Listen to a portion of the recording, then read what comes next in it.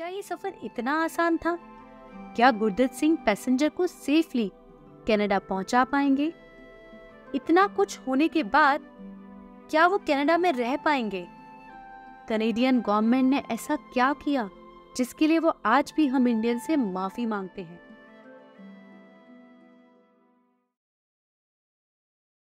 नमस्कार दोस्तों, आपका स्वागत है हमारे इस चैनल में। इस वीडियो में हम बात करेंगे कुमागाटा मारू की जर्नी के बारे में और जब वो कनाडा पहुंचा तो उसके साथ क्या हुआ। साथ ही हम जानेंगे बाबा गुरदत्त सिंह से जुड़ी कुछ और बातें। लेकिन उससे पहले जो ये वीडियो पहली बार देख रहे हैं उन्हें मैं बता दूं, ये गुरदत्त सिंह एंड कुमागाटा मारू पार्ट 2 है। अगर आपने पार्ट 1 नहीं देखा है तो हमने उसका लिंक स्क्रीन पर और डिस्क्रिप्शन दोनों में शेयर किया है। अब वापस आते हैं हमारी स्टोरी पर। जैसा कि हमने आपको हमारे पिछले वीडियो में बताया कि बाबा गुरदत्त सिंह की मेहनत कैसे रंग लाई और कितनी मुश्किलों के बाद फाइनली कुमागाटा मारू 4 अप्रैल 1914 को 165 लोगों के साथ अपने सफर पर निकल गया। 8 अप्रैल को शिप चाइना के शंघाई पहुंचा। वहां से करीब 111 और लोग शिप पर चढ़े। 14 अप्रैल को शिप अब जापान के मोजी हार्बर जा पहुंचा, जहां करीब 86 लोग भी कनाडा जाने के लिए शिप पर सवार हुए। यहां से शिप आगे बढ़ता हुआ जापान के योकोहामा पोर्ट पहुंचा, जहां करीब 14 यात्री साथ में जुड़ गए। फाइनली 3 मई 1914 को कुमागाटा मारू 376 लोगों को लेकर योकोहामा पोर्ट से कनाडा की तरफ रवाना हुआ। सारे माइग्रेंट बहुत खुश थे, आखिरकार उनको कनाडा जाने का मौका मिल रहा था। हालांकि ये सफर इतना आसान न था, उनको काफी तूफानों और मुश्किलों का सामना करना पड़ा। इस बीच जर्मन मीडिया में बात लीक हो गई थी कि शंघाई से करीब 400 इंडियंस एक शिप पर सवार होकर कनाडा जा रहे हैं। ये खबर उस वक्त हर वेस्टर्न न्यूज़पेपर में थी और ब्रिटिश गवर्नमेंट तक भी ये बात पहुंच गई थी। अब ये खबर वैंकूवर के न्यूज़पेपर में भी छप चुकी थी कि शिप भरकर हिंदू कनाडा आ रहे हैं। इस खबर ने पैसेंजर के आने से पहले ही उनके खिलाफ एक नेगेटिव माहौल बना दिया। ब्रिटिश कोलंबिया अथॉरिटीज ने डिसाइड किया कि वो शिप में आ रहे लोगों को कैनेडियन लैंड पर नहीं उतरने देगी। लेकिन दूसरी तरफ कनाडा में रह रहे इंडियंस भी जोर शोर से शिप के आने की तैयारी में लगे हुए थे। वो हर कोशिश में लगे हुए थे जिससे वो शिप में आ रहे लोगों की हर तरह से मदद कर पाए। आने वाले लोगों की मदद के लिए पूरी इंडियन कम्युनिटी एक हो गई थी। लोग बढ़ चढ़कर डोनेशन दे रहे थे ताकि वो शिप में आ रहे लोगों की फाइनेंशियल और लीगल हेल्प कर सकें। आखिरकार 24 मई 1914 को कुमागाटा मारू जहाज 1 महीने और 14 दिन का सफर तय कर हांगकांग से वैंकूवर पहुंचा। वैंकूवर के पास बुराड इनलेट में शिप को खड़ा कर दिया गया। कुमागाटा मारू को कनेडियन बॉर्डर पे ही रोक दिया गया था। उनको कहा गया था कनेडियन पॉलिसीज के हिसाब से आपको कनाडा में उतरने की परमिशन नहीं है। यह जानकर सब लोग परेशान हो गए, पर उनको लगा शायद 1-2 दिन में कनेडियन गवर्नमेंट मान जाएगी और उनको कनाडा में एंट्री भी मिल जाएगी। लेकिन ऐसा कुछ नहीं हुआ।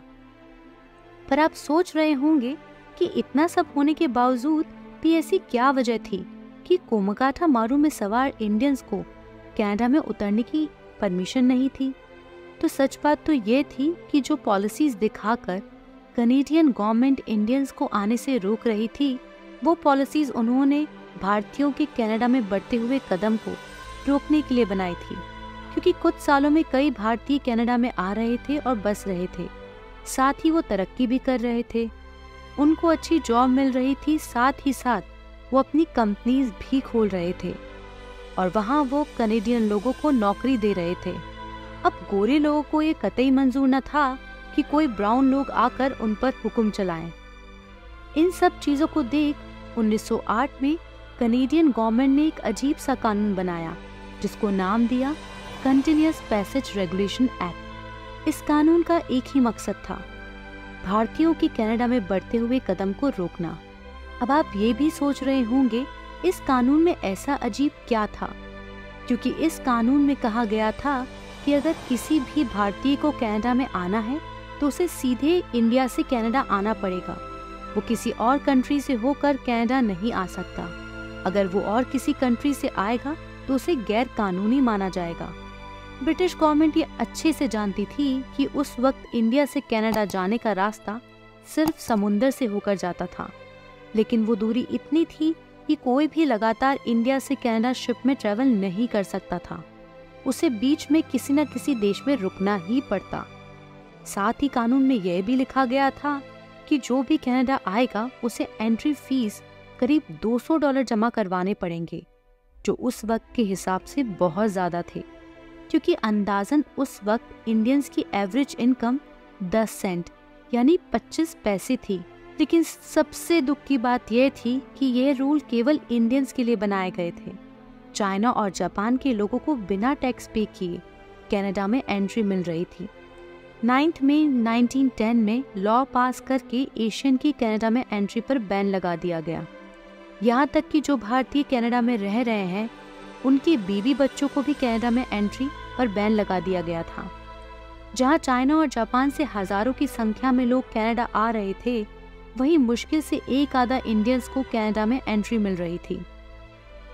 वैसे तो गुरदत्त सिंह इस लॉ के बारे में जानते थे, लेकिन कनाडा की खालसा दीवान सोसाइटी ने उनको यकीन दिलाया था कि वो उनकी कनाडा में पूरी मदद करेगी, क्योंकि एक ऐसा एग्जाम्पल था जिसमें 1913 में कनेडियन गवर्नमेंट ने 35 इंडियंस को कनाडा में रुकने दिया था, जो सीधे इंडिया से नहीं आए थे, जिसके भरोसे गुरदत्त सिंह 376 लोगों को लेकर रवाना हुए थे। गुरदत्त सिंह ने कनेडियन ऑफिसर्स को समझाने की बहुत कोशिश की, लेकिन वो अपनी बात पर अड़े रहे।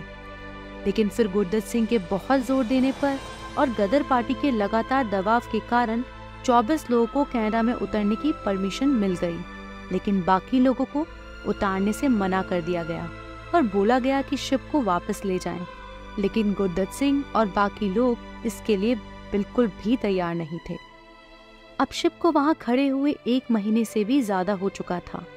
धीरे धीरे खाने के सारे साधन समाप्त हो चुके थे, यहाँ तक कि पीने का पानी भी उनके पास नहीं था। लोग बीमार होने लगे थे, लेकिन फिर भी कनेडियन ऑफिसर्स ने उनको मेडिकल फैसिलिटी प्रोवाइड करने से मना कर दिया और बस यही कहा कि वो यहाँ से चले जाएं। अब खालसा सोसाइटी ने भी शिप के लोगों के सपोर्ट में कोर्ट में केस भी फाइल कर दिया और कहा कि लोगों को एक तरह का स्पेशल केस मानकर कनाडा में आने की मंजूरी दे दी जाए। जैसा कि हम सब जानते हैं कि कनाडा में उस वक्त ब्रिटिश गवर्नमेंट का रूल था। वो नहीं चाहती थी कि इंडियंस कनाडा में आए। कोर्ट ने अपना फैसला सुनाया और शिप के लोगों को कनाडा में एंट्री नहीं दी गई। अब शिप को वापस जापान और हांगकांग जाने के अलावा कोई रास्ता नहीं था। लेकिन तभी एक और बुरी खबर आई कि 28 जुलाई 1914 में फर्स्ट वर्ल्ड वॉर शुरू हो गया। अब जापान और हांगकांग के जाने के रास्ते भी बंद हो गए। इन सब के बीच ब्रिटिश गवर्नमेंट ने शिप को इंडिया जाने को कहा।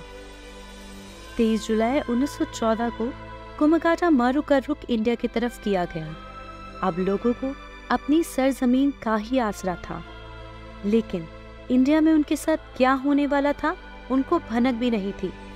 ब्रिटिश गवर्नमेंट शिप में आ रहे लोगों से बहुत नाराज थी, इसलिए उनके आने से पहले ही ब्रिटिश आर्मी को कोलकाता के पोर्ट पे तैनात कर दिया था।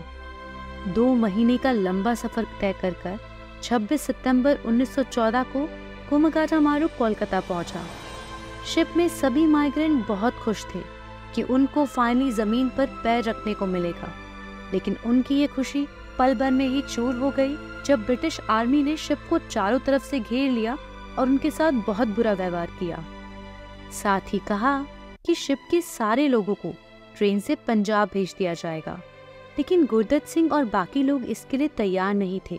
उनका कहना था ये उनका देश है, उन्हें कहाँ जाना है कहाँ रहना है ये वो लोग डिसाइड करेंगे, क्योंकि लोग कोलकाता में रहकर काम करना चाहते थे। साथ ही वो गुरु ग्रंथ साहिब साथ लेके आए थे जो उन्हें कोलकाता के गुरुद्वारे में रखवानी थी, लेकिन उनकी कोई बात नहीं सुनी गई और 27 सितंबर को कुमगाटा मारू को कोलकाता से 27 किलोमीटर दूर बजबज नाम की जगह पर ले जाया गया और वहां पर उनके साथ कैदियों से भी बुरा व्यवहार किया गया। और जबरन शिप से नीचे उतारा गया। उनके साथ किए जा रहे व्यवहार से लोगों में गुस्सा बढ़ गया और सोल्जर और पैसेंजर के बीच में भिड़ंत हो गई। इसी बीच अंग्रेजों ने फायरिंग भी शुरू कर दी, जिसमें करीब 20 लोगों की मौत हो गई और 9 लोग बुरी तरह से घायल हुए। कुछ लोग जान बचाने के लिए समुद्र में कूद गए, जिसमें से एक की डूबने से मौत हो गई। 202 लोगों को पकड़कर जेल में बंद कर दिया गया। वहीं 62 लोग अंग्रेजों की बात मानकर पंजाब जाने को तैयार हो गए। बाबा गुरदित्त सिंह और कुछ लोग हमले से बचकर किसी सेफ जगह पर जाकर छुप गए। बाबा गुरदित्त सिंह के बेटे बलवंत सिंह को अपने गांव भेज दिया गया। ये उस वक्त की सबसे बर्बर घटना थी जिसने लोगों के मन में अंग्रेजों के खिलाफ आक्रोश भर दिया। बाबा गुरदित्त सिंह लगभग 6 से 7 सालों तक गुमनामी के अंधेरों में रहकर अंग्रेजों के अत्याचारों के खिलाफ लड़ते रहे। 1921 में उन्होंने गांधी जी के कहने पर अपने आप को सरेंडर कर दिया। उन्हें कुछ महीनों के लिए जेल में रखा गया और फिर आजाद कर दिया गया। आजाद होते ही उन्होंने खुलकर रैलियों में भाग लेना शुरू कर दिया। अब वो लोगों के लिए गुरदित्त सिंह नहीं, बल्कि बाबा गुरदित्त सिंह कोमगाटा मारू थे। लेकिन रैलियों में भाग लेने और भाषण देने के कारण फिर से उन पे देशद्रोही का इल्जाम लगाकर 4 सालों के लिए जेल में बंद कर दिया गया।